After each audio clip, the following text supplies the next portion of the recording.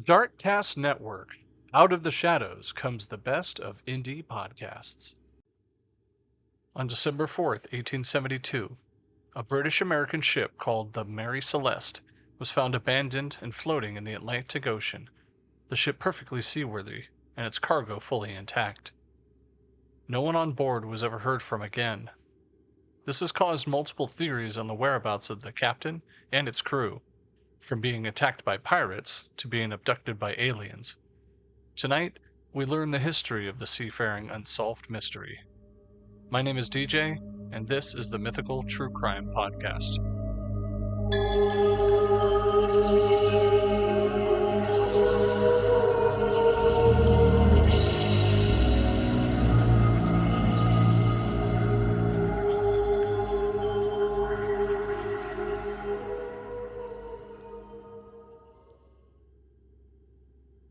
Hello, and welcome to tonight's show.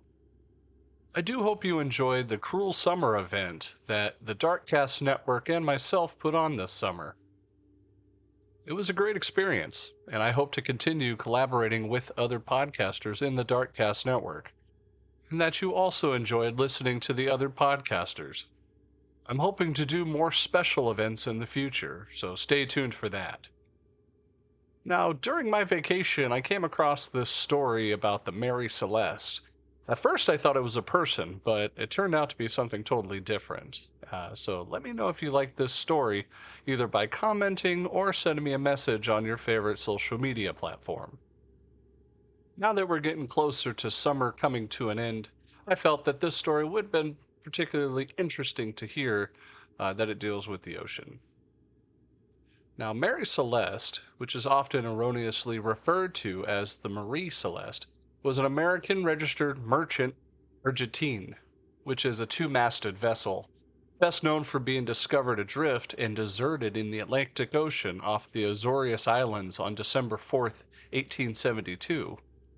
The Canadian brigantine de Gracia found her in a disheveled but seaworthy condition under partial sail and with her lifeboat missing.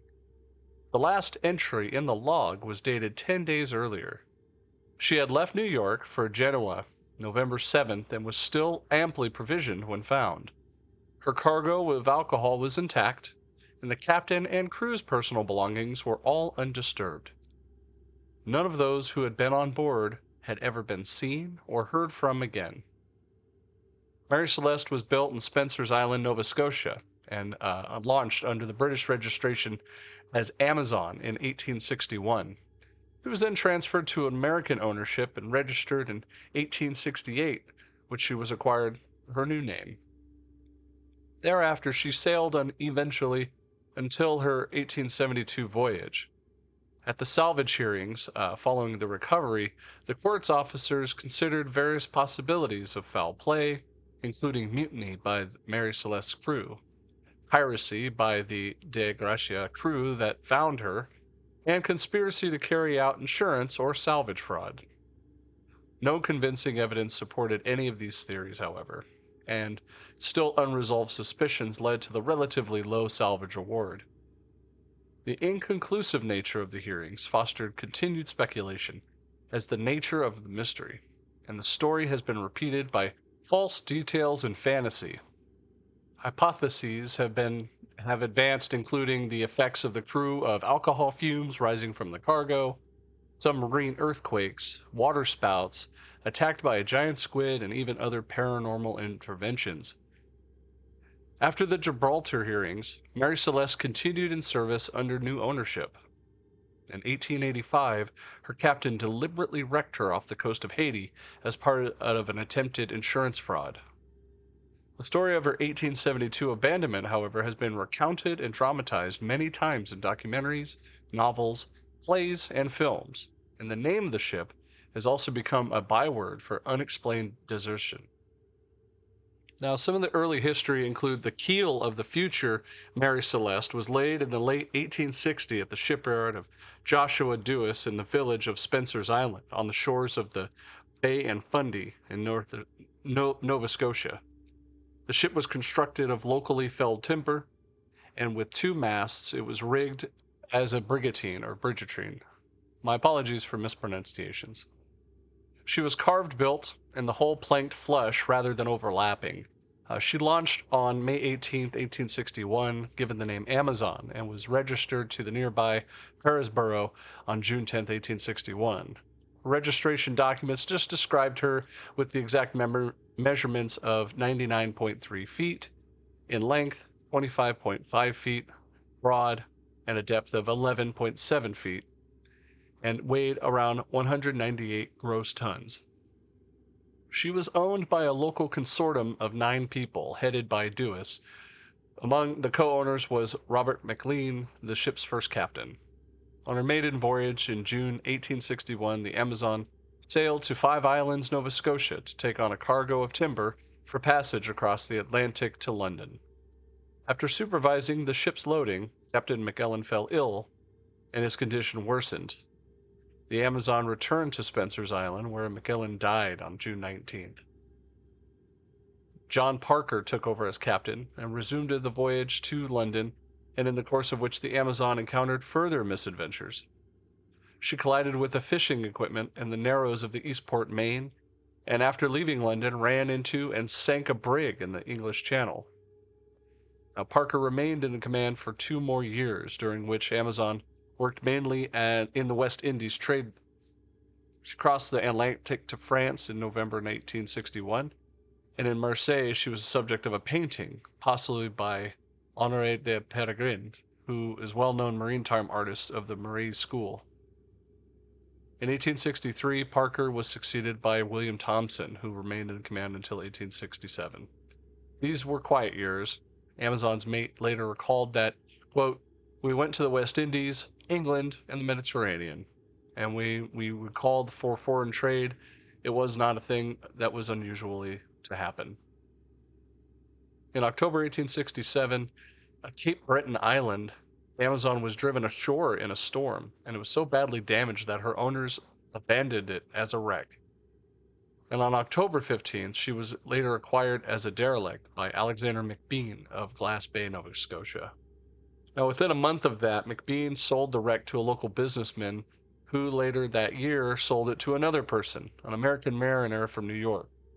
He paid roughly at that time $1,750 for the wreck and spent another $8,825 restoring it.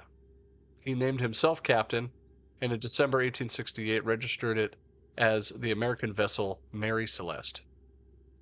Now, in October 1869, the ship was seized by creditors because he failed to make payments, and it was later sold in New York, headed by James Winchester. During the next 3 years, the composition of the consortium that owned the ship changed several times, although Winchester retained at least half share throughout. No record of Mary Celeste's trading activities during this period have ever been found. Early in 1872, however, the ship underwent a major refit, costing another $10,000 of that year's money, which enlarged her considerably. Her length increased to over 103 feet. Her breadth went to 25.7 feet and a depth of 16.5 feet. Among the structural changes, a second deck was added, and an inspector's report refers to extensions of the poop deck, new transoms, and the replacements of many timbers. The work increased the ship's tonnage to 282 tons. On October 29th, 1872, the consortium was made up of Winchester with 6 shares and 2 minor investors with 1 share apiece, and the remaining 4 of 12 shares being held by the ship's new captain, Benjamin Spooner Briggs. Now, Benjamin Briggs was born in Wareham, Massachusetts in 1835. He was one of 5 sons to a sea captain named Nathan Briggs. All but one of the sons went into the sea, 2 becoming captains. Benjamin was an observant Christian who read the Bible regularly and often bore witnesses to the faith of prayer meetings. In 1862, he married his cousin Sarah Elizabeth Cobb and enjoyed a Mediterranean honeymoon on the board of his schooner Forest King. 2 children were born, Arthur in September 1865 and Sophia Matlin in October 1870. By the time of Sophia's birth, Briggs had achieved a high standing within his profession. He was considered retiring from the sea to go into business with the seafaring brother Oliver, who had also grown tired of his wandering life. They did not proceed with this project, however, but each year invested his savings as a part of a ship. Oliver invested in the Julia A. Halcock, and Benjamin into the Mary Celeste ship.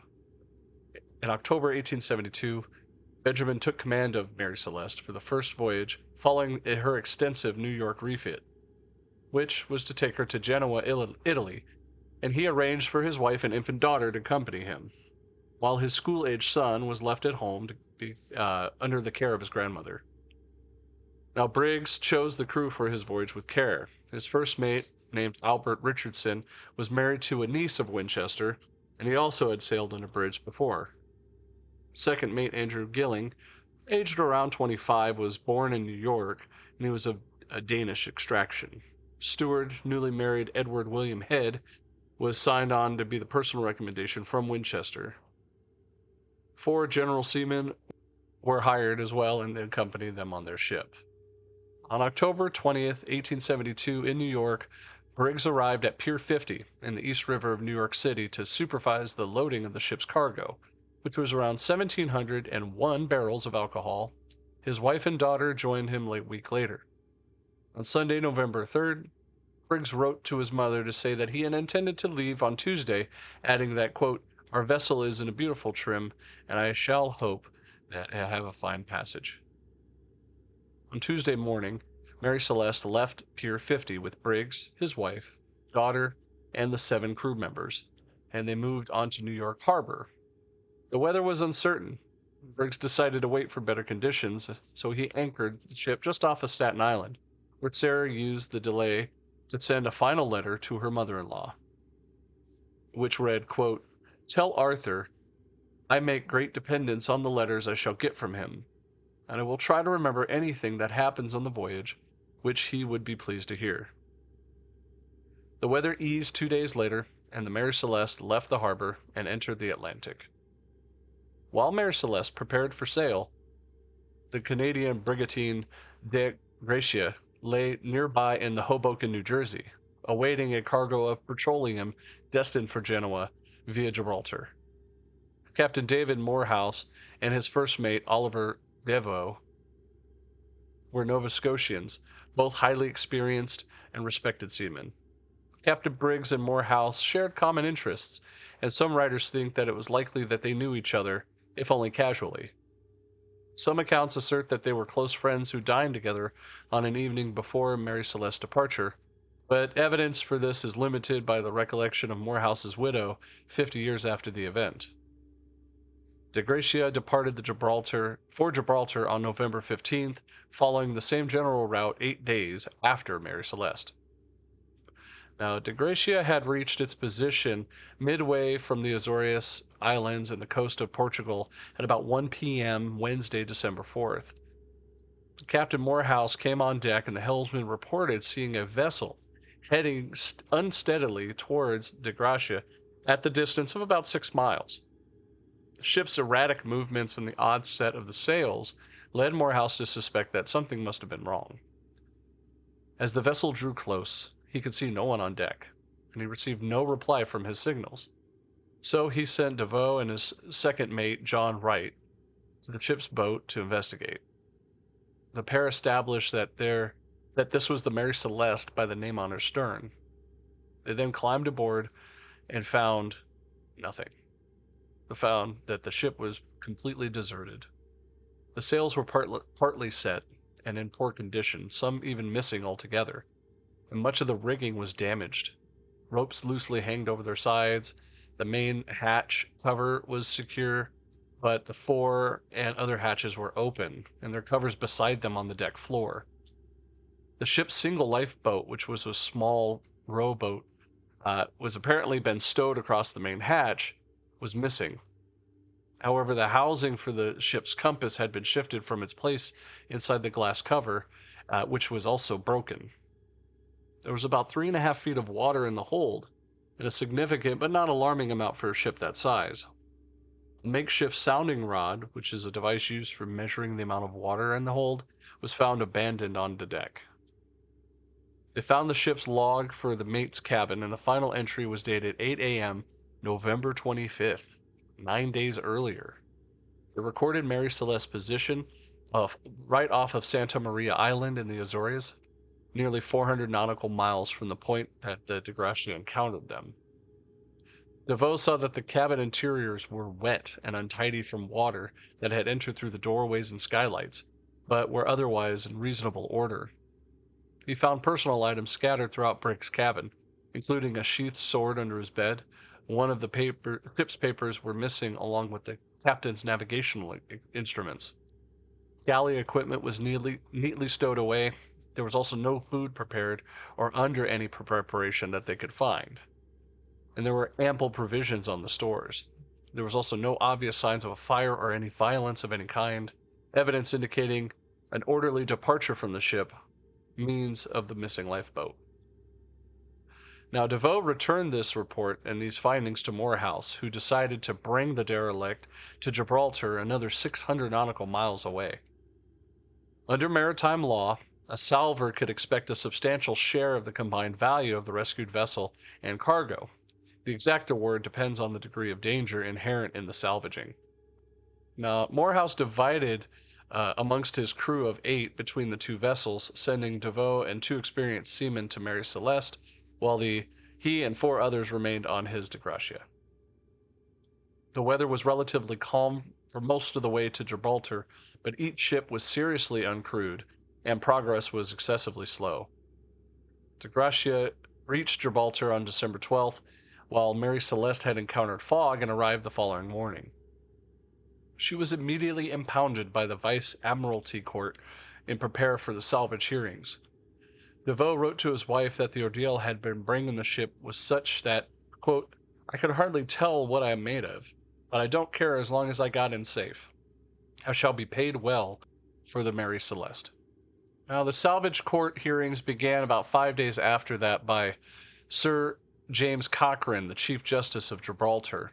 The hearing was conducted by Frederick Solly Flood, an Attorney General of Gibraltar, who was also the Advocate General and Proctor for the Queen in her Office of Admiralty. Flood was described by the historian of Mary Celeste affair as a man whose arrogance and pomposity were inversely proportional to his IQ, and as, quote, "the sort of man who, once he made up his mind about something, couldn't be shifted." The testimonies of DeVoe and Wright convinced Flood unalterably that a crime had been committed, a belief picked up by the New York Shipping and Commercial List on December 21st, quote, "the interference it has that there had been foul play somewhere and that the alcohol has to be the bottom of it." 2 days before Christmas, Flood ordered an examination of Mary Celeste, which was carried out by John Austin, a surveyor of shipping, with the assistance of a diver, Ricardo Fortunato. Austin noted that cuts on the side of the bow, caused, he thought, by a sharp instrument, and that he had found possible traces of blood on the captain's sword.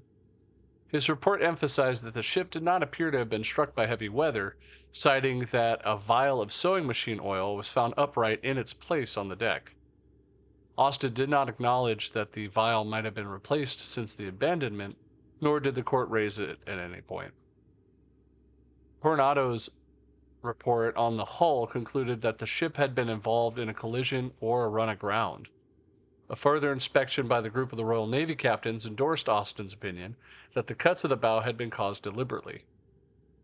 They also discovered stains on one of the ship's rails that might have been blood, together with deep mark possibility caused by an axe.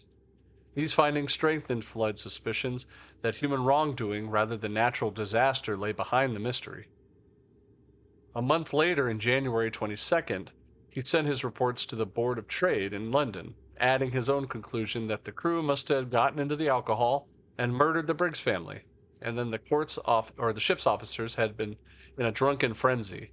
They had then cut the bows of the ship to simulate a collision, leaving them to flee on the lifeboat to suffer an unknown fate. Flood thought that Morehouse and his men were hiding something, specifically that Mary Celeste had been abandoned in a more easterly location, and that the log had been doctored. He could not accept that the Mary Celeste could have traveled that far uncrewed. James Winchester arrived in Gibraltar January 15th to inquire when Mary Celeste would be released to deliver her cargo. Flood demanded that surety of $15,000, money Winchester did not have. Winchester became aware that Flood thought Winchester might have been deliberately engaging with the crew to kill Briggs and his officers as some part of a conspiracy. On January 29th, during a series of sharp exchanges with Flood, Winchester testified to Briggs' high character and insisted that Briggs would have not abandoned the ship except in extremity. Flood's theories of mutiny and murder received significant setbacks when scientific analysis of the stains found that the sword and elsewhere on the ship showed that they weren't blood at all. A second blow to Flood followed a report commissioned by Horatio Sprague, an American consul of Gibraltar, from captain of the U.S. Navy. In the captain of the U.S. Navy's view, the marks on the bow were not man-made, but they did come from natural actions of the sea on the ship's timbers. With nothing concrete to support his suspicions and his crazy conspiracies, Flood reluctantly released Mary Celeste from the court's jurisdiction on February 25th. 2 weeks later, a locally raised crew headed by Captain George Blanford from Massachusetts said that she left Gibraltar for Genoa. The question of the salvage payment was decided on April 8th when Cochrane announced the award of £1,700, or about 1/5 of the total value of the ship and cargo, would be given.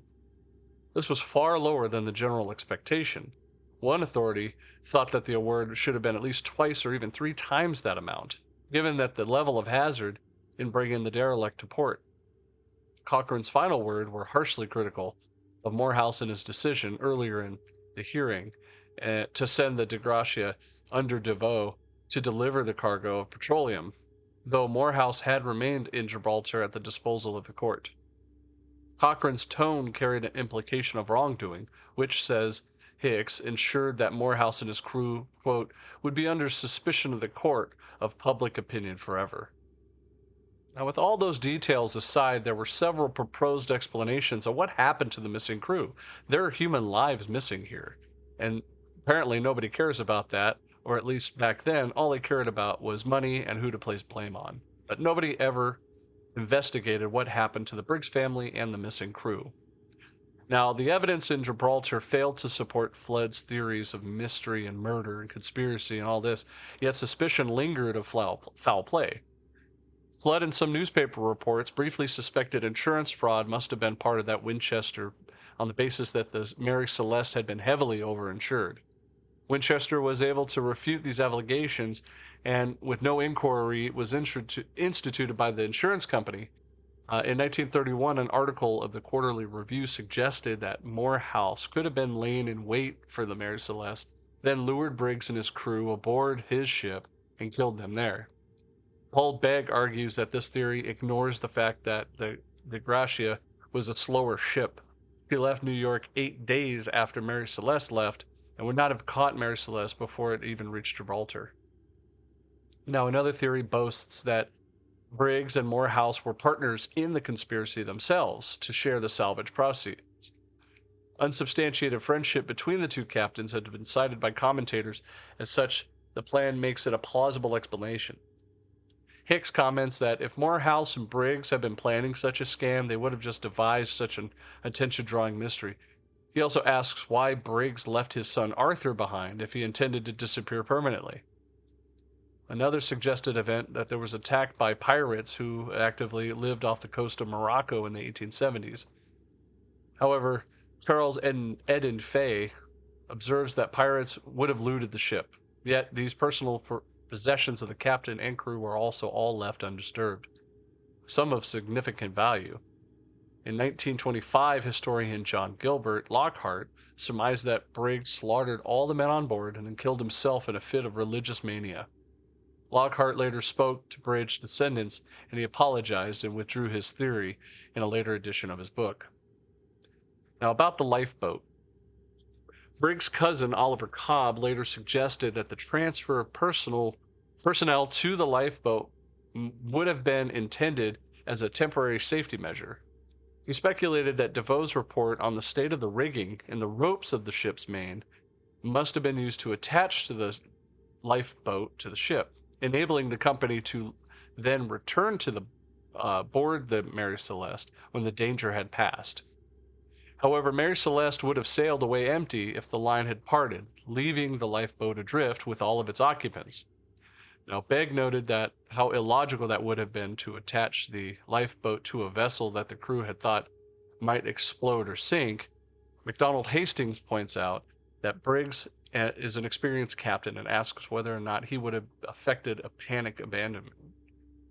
If the Mary Celeste had blown her timbers, she would have been better. It would have been a better bet for survival than the ship's boat. If this is what happened, says Hastings, Briggs behaved like a fool, worse, a frightened one.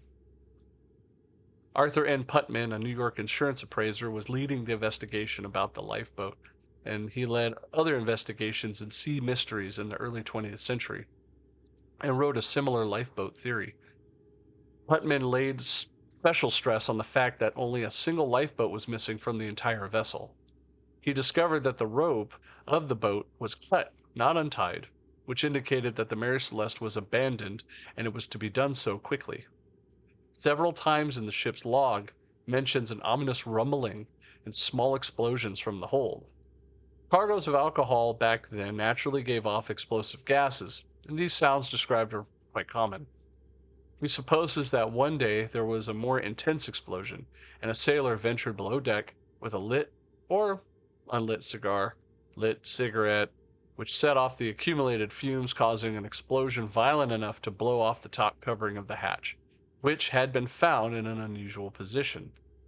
Putman ends his theory that in a panic terror, the captain, his family, and crew piled into a lone lifeboat, cut the rope, and set out to sea, abandoning the vessel.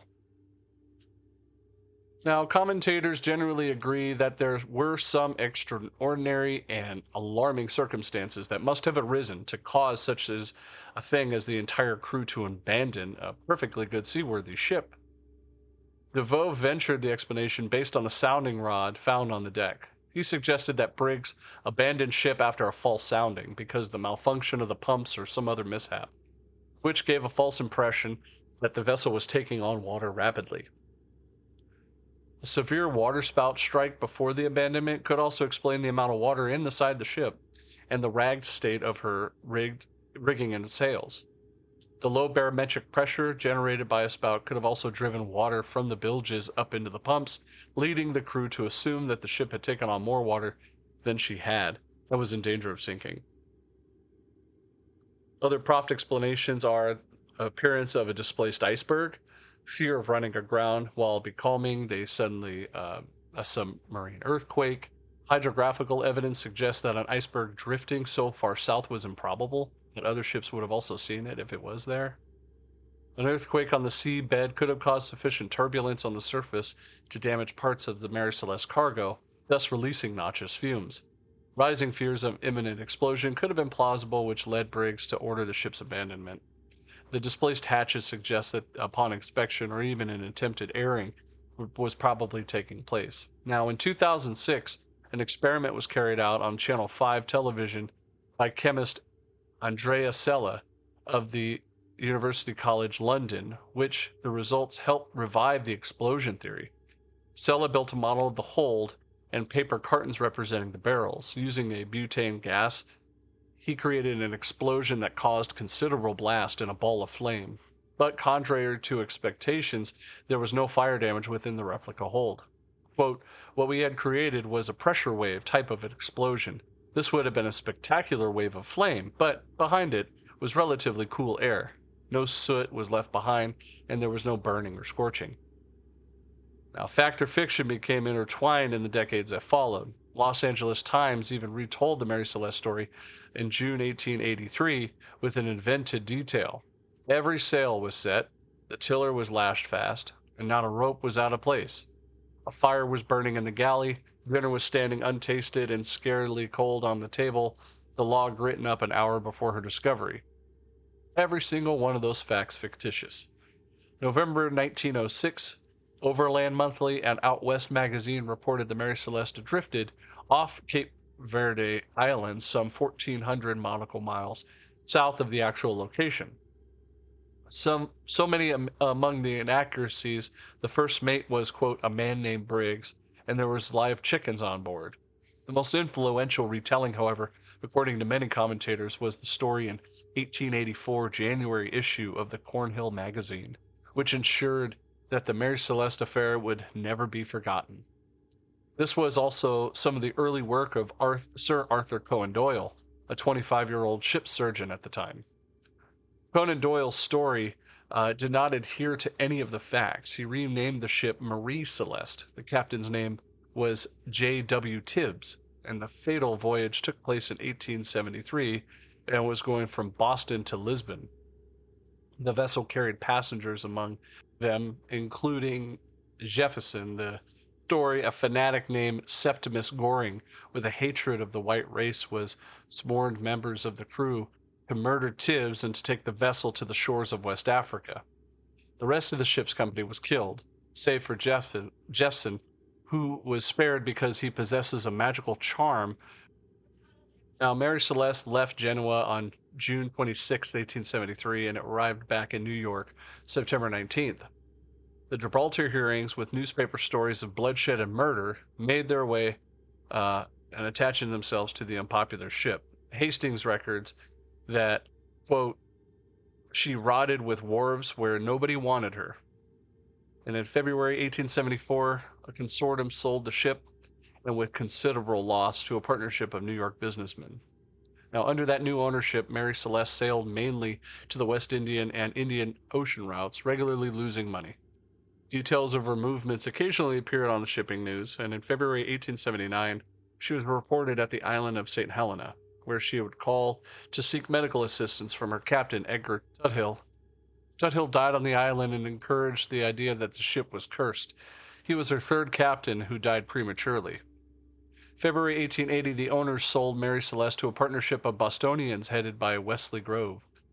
The new captain, Thomas Fleming, remained at the post until 1884, when he was replaced by Gilman Parker, and during these years the ship's port of register changed several times before reverting to Boston again. Now, there are no records of her voyages during this time, though Brian Hicks, in his study of the affair, asserted that Gove tried hard to make his success with that ship. November 1884, Parker conspired with a group of Boston shippers who filled Mary Celeste's largely worthless cargo, misrepresented the ship's manifest as valuable goods, and insured her for $30,000, which would have been close to $1 million as of today. And on December 16th, Parker set out for the Port-au-Prince, a capital and chief port of Haiti. On January 3rd, 1885, it approached the port via a channel in which it lay large and well-charted coral reef. Parker deliberately ran the ship into this reef, ripping out her bottom and wrecking her beyond repair. He and the crew rowed themselves ashore, where Parker sold the salvageable cargo for about $500 to an American consul and instituted insurance claims of the alleged value. When the consul reported what had been brought was almost worthless, the ship's insurers began a thorough investigation. Soon it was revealed the truth of the overinsured cargo. In July 1885, Parker and his shippers were tried in Boston for conspiracy to commit insurance fraud. Parker was additionally charged with willingly casting away the ship, a crime known as bartery, and at the time was carrying the death penalty. The conspiracy case was heard first, but on August 15th, the jury announced that they could not agree on the verdict. Some jurors were even unwilling to risk prejudice Parker's forthcoming capital trial by finding him guilty on the conspiracy charge. Rather than ordering an expensive retrial, the judge negotiated an arrangement where the defendants withdrew their insurance claims and repaid all that they had received. The bartery charge against Parker was also deferred, and he was allowed to go free. Nevertheless, his professional reputation was ruined, and he died in poverty 3 months later. One of his co-defendants went mad, another had killed himself. Beggs observes that, quote, if the court of man could not punish these men, the curse that had deviled the ship since her first skipper, Robert McLean, had died on her maiden voyage, could reach beyond the vessel's water gave and exact its own terrible retribution. Now, in August 2001, an expedition headed by the marine archaeologist and author Clive Cussler announced that they had found the remains of this ship embedded in the area which it was drug into the reef. Only a few pieces of timber and actual metal artifacts were salvaged, the remainder of the wreckage being lost within the coral. Initial tests of the wood indicated that it was a type extensively used in New York shipyards at the time of Mary Celeste's 1872 refit, and it seemed that the remains of the Mary Celeste had been found. However, certain tests also were carried out by Scott St. George of the Geological Survey of Canada, showing that the wood came from trees, most probably from the U.S. state of Georgia, which would have been grown in 1894, about 10 years after Mary Celeste's demise. Now, Mary Celeste was not the first reported case of a ship being found strangely deserted in the high seas. One of the more famous ones, by Rupert Gould, a naval officer in Investigation of Maritime Mysteries, lists that such occurrences between 1840 and 1855 have occurred. Whatever the truth of these stories is, it is that the Mary Celeste is remembered, the ship's name, or the misspelled Marie Celeste, has become fixated on people's minds as synonymous with inexplicable desertions. In October 1955, the MV Hoita, a 70-ton motor vessel, disappeared off South Pacific, traveling between Samoa and Tokelau, which would had 25 people aboard. The vessel was found months later, deserted and drifting north about 600 miles from its route. None on board were ever seen again, and a commission of inquiry failed to establish any explanation. Mary Celeste's story inspired two well-received radio plays in the 1930s, and in 2007, the Smithsonian Channel screened a documentary, The True Story of Mary Celeste, which investigated many aspects of the case without offering any definite solution. One theory proposed pump congestion and instrument malfunctions, and that the Mary Celeste had been used for transporting coal, which was also known for its dust, which would have been loaded with alcohol. The pump was found disassembled on deck, so the crew must have been attempting to repair it. At Spencer's Island, Mary Celeste and her crew commemorated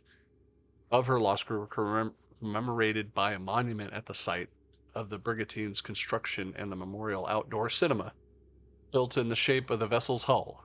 Postage stamps commemorating the incident were also issued by Gibraltar twice, and by Maldives twice, which is the name of the ship misspelt as Mary or Marie Celeste.